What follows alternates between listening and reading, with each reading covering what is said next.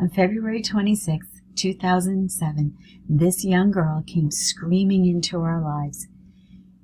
She was born to me at 46 years old, my fourth child, and we named her Gianna Elizabeth. A few days after her birth, we were given the proper diagnosis that she had Down syndrome. I remember feeling like I couldn't know who was going to love her the way I did. Were people going to be afraid of her? Were people going to ostracize her or make fun of her? But I've since realized that most people just really love her. She gives love unconditionally. Her favorite thing to do is to give a hug, which has been really hard during COVID-19. The last Sunday that we were at church, our pastor instructed us to give elbow bumps, which was something new and cool for her, but she couldn't understand why she couldn't give a hug too. Everyone loves Gianna. We call her Gigi. Everybody loves Gigi, and they love to watch her worship in front of the church where during praise and worship she'll dance, and they just feel her spirit, and it makes them so happy. She loves to dress up in costumes, and she loves her iPad, and she loves to ride her bike, and she's like a lot of other typical children, except that it took her until she was 9.5 years old to potty train.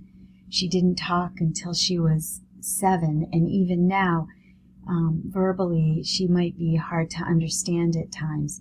So there are challenges.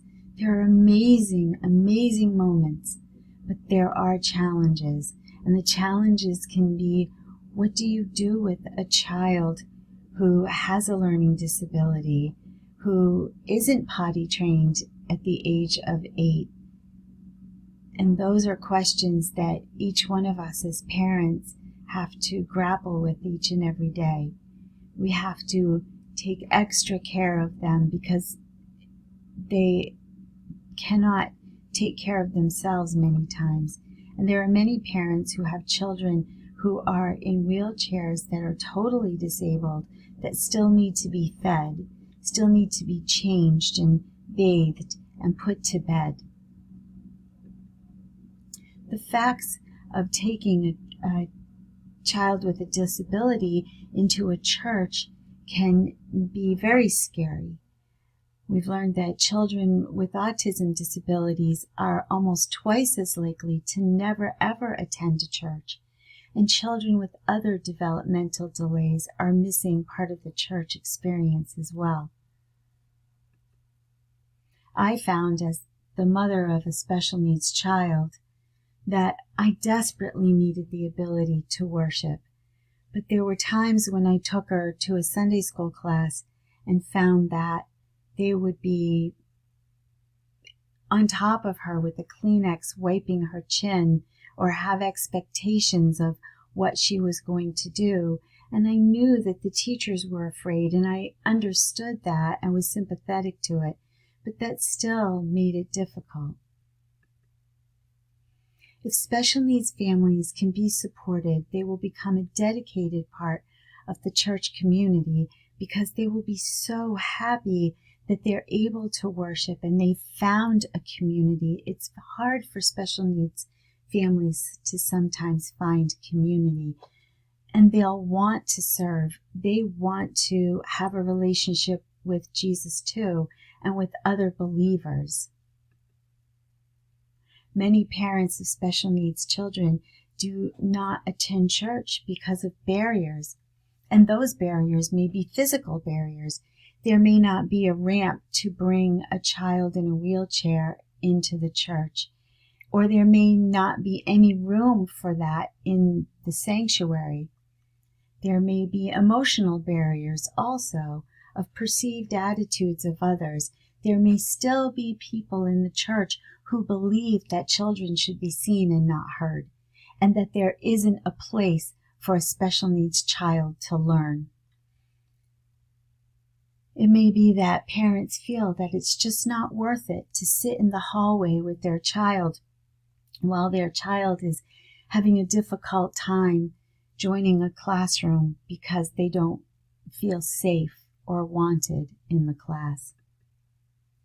So what's a parent to do when week after week they cannot find a place for their child to engage? Where does the child belong?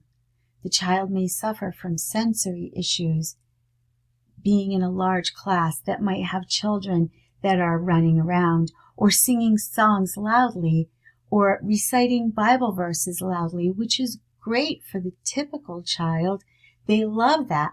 But for the child who has sensory issues, this can be a place of unsafety and be totally overwhelming. The child may only be able to cognitively relate to a much younger class on their own. But the entire family needs to be able to be a part of meaningful worship. Almost 1/3 of special needs families claim to have left at least one service because their child was not included or welcomed.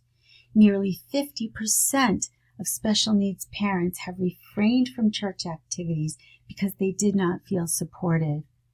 When a parent of special needs person does not feel support, it raises the stress levels.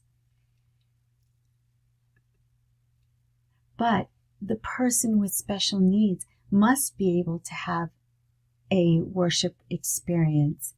They can understand the love of Jesus, and they need to be told about that. Our goal is to still bring a special needs person to the knowledge of salvation for a kingdom cause. There's a woman named Deanna Gibson. She's the wife of a pastor who has a child with autism. And she really looked at this long and hard because she even found a difficult place in the church for her child. And she found 3 things. Special needs families are not automatically excused from being a committed part of the local church. The church is responsible for doing whatever it takes to reach, disciple, and minister to the special needs family. And special needs families are statistically underreached, but will be the most faithfully involved if able to be committed. As Christ followers, we need to find a way to meet the needs of all people. All people must be included. So, what's the answer? The answer is a special needs ministry in the church. And that comes in a number of different forms. There are modified sensory minimized services that can be offered. Now, this is quite a large undertaking, and if a church has the manpower to do it, it works out great. There are many available resources online for the churches to go to and use that will help you set up a total inclusive special needs ministry that will work from age infant to age 99. But not all churches have the ability to do that. So the next thing would be to set up a buddy system. And that is a simple way to get a special needs ministry and get other people involved. All it needs is volunteers with a heart that are willing to come alongside a child with special needs and to get to know them and get to know what makes them tick and to help them through the course of a Sunday morning. There also should be a sensory minimized area, a sensory room that is quiet, hopefully tucked away, has some tactile toys, a place for the child to maybe lay their head, some coloring and some Play-Doh or clay, and maybe even a television screen where they can watch some little worship songs that are just for kids, some stories that can relate to them. But what's the benefit? Is there a benefit? There are great benefits to having a special needs ministry. First of all, it's you have grateful parents, and you have parents who are able to come together in faith and build themselves back up without having the interruption of their child. They're able to find some respite, some rest time within the church. Also, you end up with happy kids. You end up with kids that aren't being held back or pushed down, and they're learning about Jesus. You also have happy workers because they're finding joy in serving. They're building up relationships. They're building relationships with these kids who love unconditionally. And the biggest benefit is your church becomes a more Christ-like church. Jesus was always focused on the marginalized. When he went into the crowds, he didn't look for the people who had it all or knew it all. He went to the ones who were sick, who were blind, who were lame, who had leprosy, who had problems that nobody else wanted to touch. But he saw them, and he loved them, and he came alongside them, and he lifted them up, and he healed them. We must heed the call. There's a verse in Luke that says, "Go quickly into the streets and alleys, to the town, and bring in the poor, the crippled, the blind, and the lame. Go out to the roads and country lanes. Compel them to come, so that my house will be full." We are mandated to love each other and to take care of each other. Truly, I tell you, whatever you did for the least of these brothers and sisters of mine, you did for me. Supporting special needs families will become a vital part of the church community, and the church receives the greatest benefit of all.